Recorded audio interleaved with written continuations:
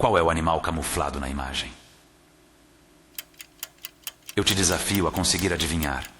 As crianças estão procurando um animal, você consegue encontrá-lo?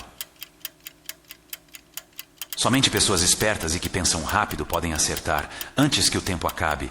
Preste muita atenção aos detalhes na imagem para tentar desvendar esse enigma. Eu vou te dar apenas mais alguns segundos e no final vou te contar as respostas. Não se esqueça de deixar nos comentários sobre qual é o animal camuflado na imagem. Pronto, encontrou?